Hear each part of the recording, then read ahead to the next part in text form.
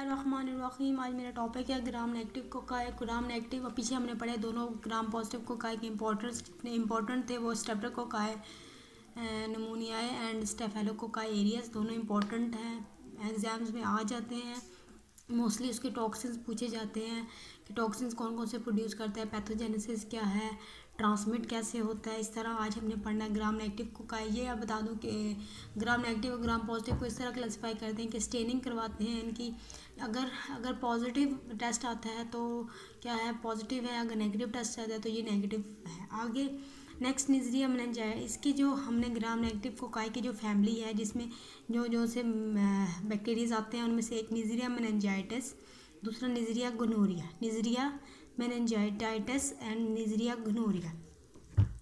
सबसे पहले कोई भी बैक्टीरिया है तो ये बात आपको पता होना चाहिए कि क्या कॉज करता है, इसका रूट क्या है, रूट कैसे मतलब कैसे एंटर होता है हमारी बॉडी में, किस तरीके से, कौन से एरिया से, कौन से रूट से, कि ओरल से होता है, नेजल से होता है, रेक्टल से होता है, यूरिनरी ट्रैक से होता है, किस तरह से होता है, ये आपको पता होना चाहिए। उसके बाद जब वो आपको पता होगा कि आपका बैक्टीरिया किधर से एंटर कहाँ से हो रहा है, तो उसके बाद आप नेक्स्ट ये बता सकोगे कि हाँ जी हमारे बैक्टीरिया कैसे इन्फेक्शन कॉज करता है या क्या क्या डिजीज़ हैं ये कैसे।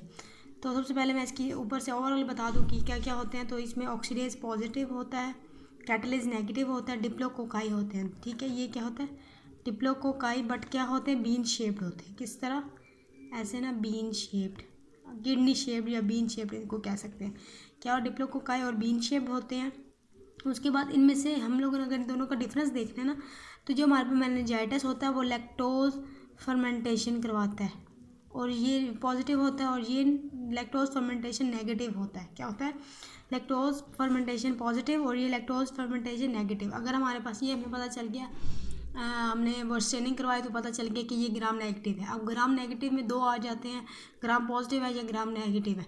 वो निजरिया मेनिंजाइटिस है, निजरिया गोनोरिया। अब निजरिया और मेनिंजाइटिस और गोनोरिया में से कौन कौन सा है, तो ये यहाँ से कैसे पता चलेगा, हम लोग लैक्टोज फर्मेंटेशन करवाते हैं। अगर टेस्ट पॉजिटिव आता है तो हमारे पास निजरिया मेनिंजाइटिस, अगर टेस्ट नेगेटिव आता है तो निजरिया गोनोरिया।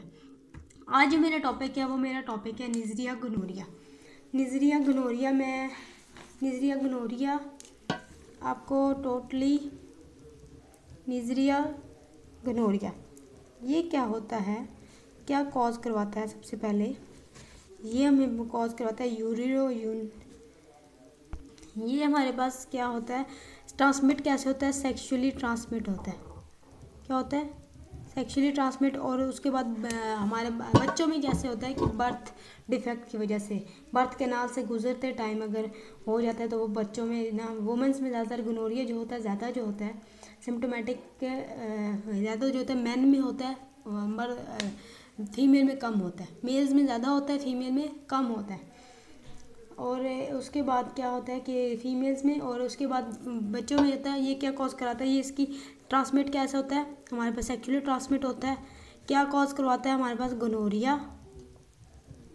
ये डिजीज़ कॉज कौन सी होती है, गोनोरिया। जैसे नाम से ही क्या है, निजरिया से निजरिया गोनोरिया कॉज कराता है। अगर आपके पास आ भी जाए तो वो आपको पता चाहिए नाम से ही निजरिया गोनोरिया, तो गोनोरिया कॉज करवाता है।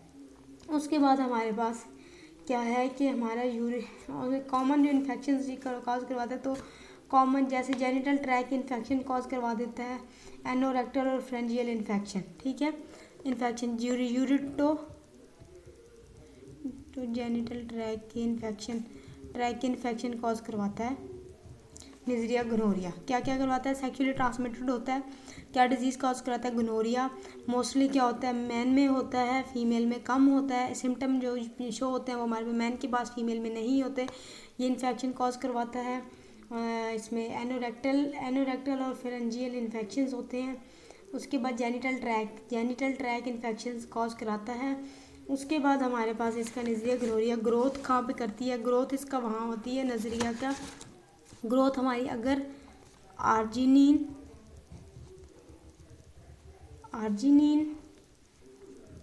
हाइपोजेंथीन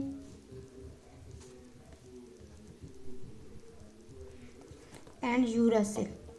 ग्रो कहाँ पे होती है, जहाँ पे इन तीनों आर्जिनिन, हाइपोजेंथीन एंड यूरासिल की ग्रो, इन तीनों की जहाँ पे कंसंट्रेशन ज़्यादा होगी वहाँ पे क्या होता है, हमारे पास ग्राम ये निजरिया गोनोरिया ग्रो करता है। दूसरा क्या है हमारे पास कि ये स्मॉल कॉलोनीज बनाता है।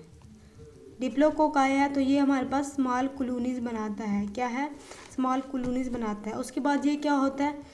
एंटीजेनिकली एंडोजीनियस। एंटीजेनिकली एंडोजीनियस होता है।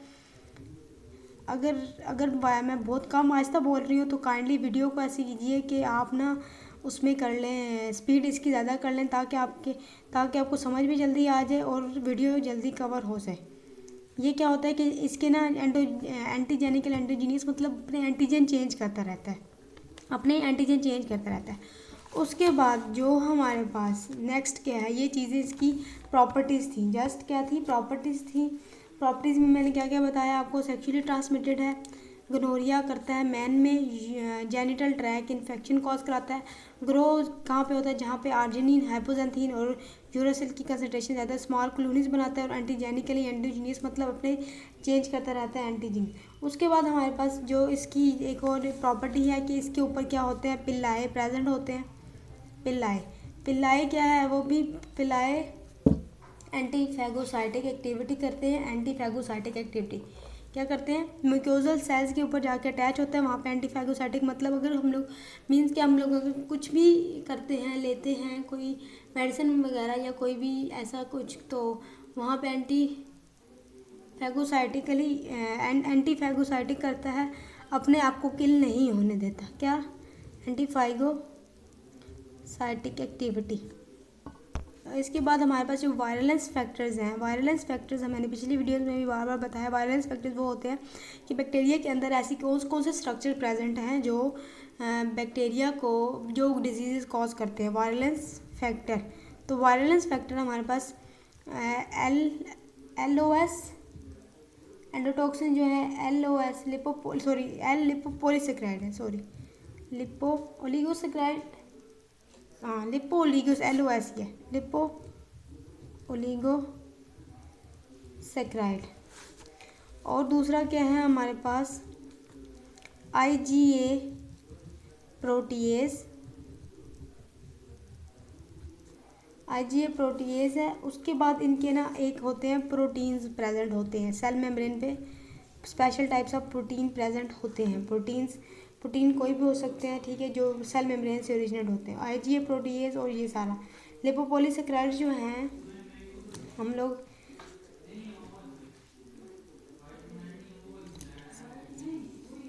ठीक है। लिपोओलिगोसेक्राइड जो होते हैं हमारे, लिपोओलिगोसेक्राइड हमारी बॉडी के अंदर, लिपोओलिगोसेक्राइड की ना थोड़ी जो स्ट्रक्चर्स होते हैं वो हमारे स्फिंगोलिपिड्स जो होते हैं, स्फिंगोलिपिड उनके साथ स्ट्रक्चर रिजेंबल करता है। जब हमारा ये बैक्टीरिया हमारी बॉडी में एंटर होता है तो हमारी बॉडी सेंस नहीं कर सकती कि ये फॉरेन पार्टिकल है। फॉरेन पार्टिकल की वजह से सेंस नहीं होता तो ये हमारी बॉडी के अंदर एंटर हो जाता है। कोई भी डिफेंस मैकेनिज्म वहाँ पे नहीं होता। इसका ये जो वायरलेंस फैक्टर है, ये लिपोओलिगोसेक्राइड, इसकी वजह से बैक्टीरिया हमारी बॉडी में एंटर हो जाता है through sexual contact. IgA protease कहता है कि यूँ ही अगर हमारा डिफेंस मैकेनिज्म अपने IgA इम्यूनोग्लोबिन A को रिलीज़ करवाता है तो वो क्या करता है? वहाँ उसको क्लीव कर देता है। उसके बाद special types of proteins present होती हैं हमारी उसमें, किसमें? पिलिन प्रोटीन इन ये जो पिलाए होते हैं ये प्रोटीन्स ही होती हैं। ओके, ये क्या है? वायरलेंस फैक्टर क्या है? लिपोओलिगोसेक्राइड आ सकता है पेपर में कि निजरिया गोनोरिया के आप कौन से हैं वायरलेंस फैक्टर। तो सबसे पहले ओलिगोसेक्राइड है, लिपोओलिगोसेक्राइड, IgA प्रोटीज और स्पेशल टाइप ऑफ प्रोटीन वगैरह ये सारी हैं। उसके बाद हमारा नेक्स्ट है कि होस्ट डिफेंसेस मतलब कौन से ऐसे होस्ट डिफेंसेस कौन से हैं जो जब बैक्टीरिया एंटर होता है तो वो रिलीज़ होते हैं ताकि उसको हमारी बॉडी को उस बैक्टीरिया से प्रोटेक्ट कर सकें। तो सबसे पहले IgA प्रोटीन होता है, न्यूट्रोफिल्स होते हैं, मैक्रोफेजेस होते हैं, ठीक है। न्यूट्रोफिल और कॉम्प्लीमेंट सिस्टम होते हैं। कॉम्प्लीमेंट सिस्टम, न्यूट्रोफिल्स, कॉम्प्लीमेंट और फैगोसाइटोस और मैक्रोफेजेस, ये सारे होते हैं जो हमारी बॉडी को प्रोटेक्ट करते हैं। उसके बाद हमारा डायग्नोसिस क्या है? डायग्नोसिस में क्या है कि क्योंकि डायग्नोसिस ये होता है कि इंटरकोर्स की वजह से होता है तो यूरिथ्रल डिस्चार्ज जो मेंस का होता है, यूरिथ्रल डिस्चार्ज उधर से हम लोग हाँ कर सकते हैं। और जो फीमेल्स का अगर हमने चेक करना है तो उसके लिए हम लोग कल्चर बनाते हैं। और मोस्टली ये जो ग्रो करता है वो चॉकलेट एगर में चॉकलेट अगार। और जो हम लोग टेस्ट इसका करते हैं वो उसका टेस्ट का नाम है थायर मार्टन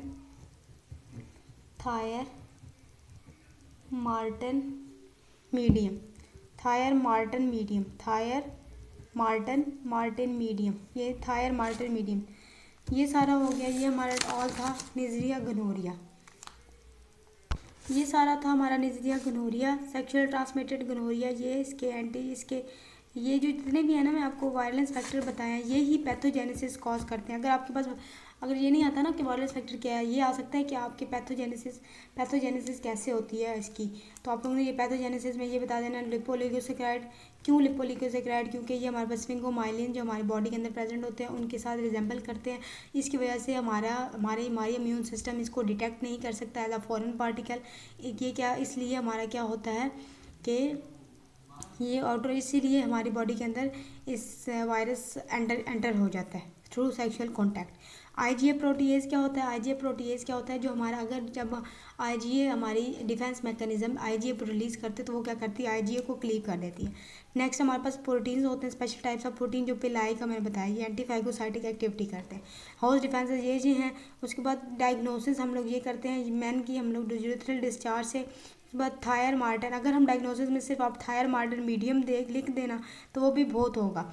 उसके बाद हम लोग चॉकलेट एगर, इसमें निजरिया गनोरिया बहुत अच्छी तरह ग्रो करता है, इसको हम एज अ मीडियम यूज़ करते हैं। That's all about the Neisseria gonorrhoea.